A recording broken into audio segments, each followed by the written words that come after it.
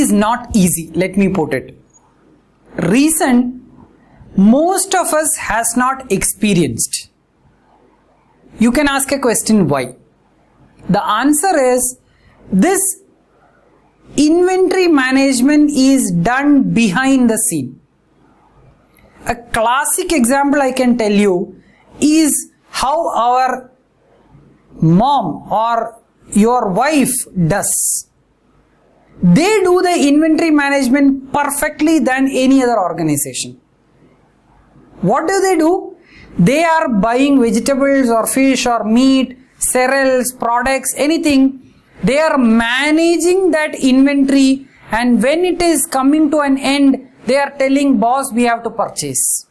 This is the simplest and the most complicated work of a lady which we have to salute. So they are the best. That is why it is called house managers or homemakers. They are not housewife. They are actually making. They are managing things. So what they are doing is they are managing inventory very smoothly. Trust me, at least I can vouch for my mom and my wife. What they are doing is something amazing in terms of inventory. They are evaluating, for example, when we buy rice, I'm talking about raw rice. They are going to a shop and they are asking for different varieties of rice. Now there are hundreds of varieties and each variety has different price. So these beautiful ladies are able to understand for which price, what quantity and what is the benefit. For example, there is something called biryani rice. And the lowest price range for biryani rice is 100 rupees per kg. What is the advantage? It takes the lowest time to cook, which means fuel efficiency. And it is very good also. But do you want this? That is a question mark, which these people are answering. The another version, there is a rice, I am not talking about biryani rice, ordinary rice, which is you are getting for 30 rupees per kg. Do you want it? That is another question, which people like me and you are not able to answer. Those people who are managing the house are able to answer. Reason, they know inventory management in and out. This is exactly what is done in big organizations, but there they are not making rice or dal, there they are making business products. That's it. So when a company is manufacturing a car, all the parts, all the areas which is required for manufacturing are coming under inventory. It includes tire, axle, chassis, your bonnet, any metal part, any parts, including fiber, painting, polishing, all whatever you say. So all these things are components, and the company will be able to understand how much it is required, what it is required, what do we have, how much do extra we want, all these things. That is why I said this topic is little complicated for us to absorb, but this is reality which is done across. Saluting our ladies first. So I'll go for the introduction directly to this topic. Why this inventory is very crucial? It is crucial because this is the area where many of the business fails. Many of the business fails. There are big shopping malls in Noida which have closed down just because they are not able to manage their inventory.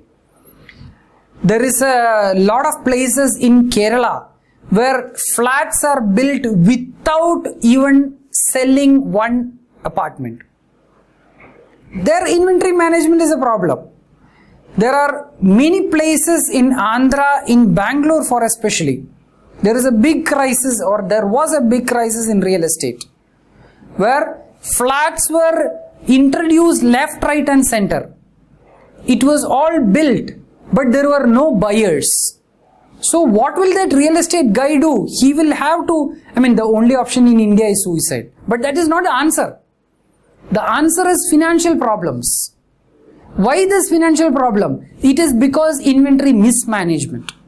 So therefore, studying inventory management is most important. Second, most firms neglect this. Why? They take this as a routine activity. But if they take cautious care, this itself will increase the long run profitability. Unfortunately, what they do, they look at marketing. What they say, you produce more, then we will give advertisements and we will market. Unfortunately, if the company is able to understand, or unfortunately companies are not able to understand, that is a tragedy. But if they are able to understand how much product should be manufactured, when it should be manufactured, how it should be positioned, and when it should be sold. If they are able to answer it precisely, that is exactly a good inventory management system, then it will automatically increase the profit. How it will increase the profit? Your cost will come down. There is no point increasing sales with increasing cost. When your cost is less and your sales increase by a small percent, your profits increase more. That is beauty. What is this inventory composed of? What are the components of inventory?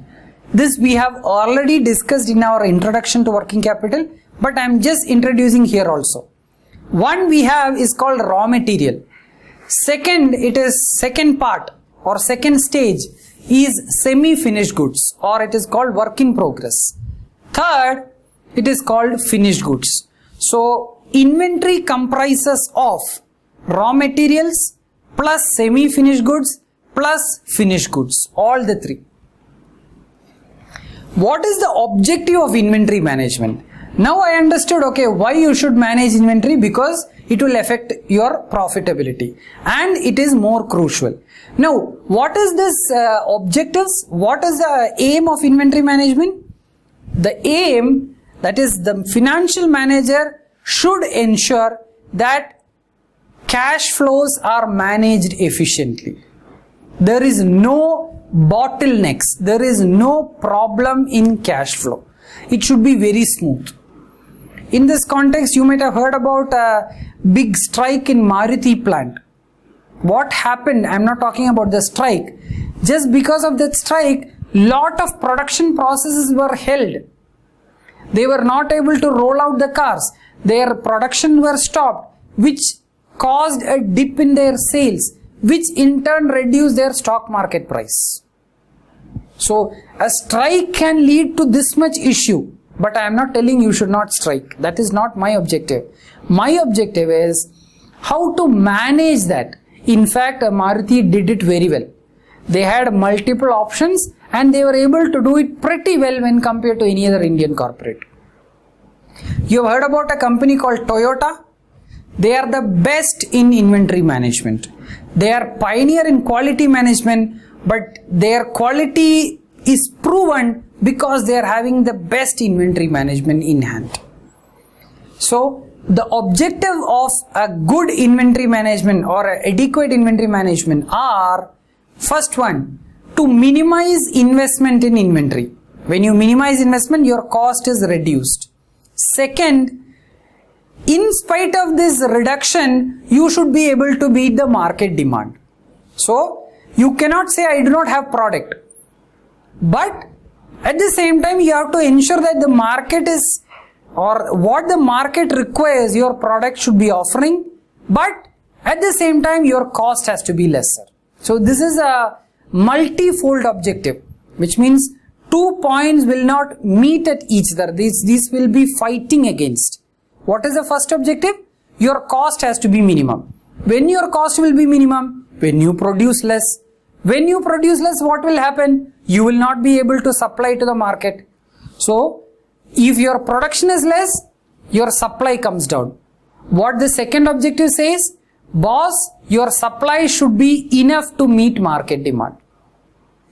So your production has to be less, not lesser, your cost of inventory has to be lesser, but at the same time your market demand should also be met. These are the main objectives of inventory management.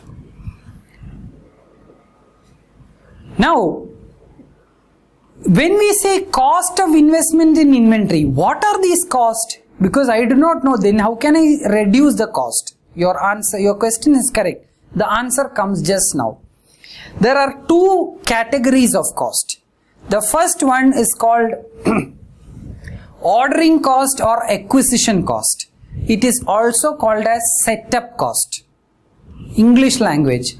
Ordering cost, the cost for order. Acquisition cost, the cost of acquiring. Setup cost, the cost for setting up. All three. All three are same. Second is called carrying cost. What do you mean by carrying cost? The cost of carrying. The cost of holding. Now, what is this ordering cost? I just now said it is the acquisition cost or the ordering cost. What is the thumb rule? If the number of orders are high, what will happen? Ordering cost will be high. If you increase your order size, number of orders, not value.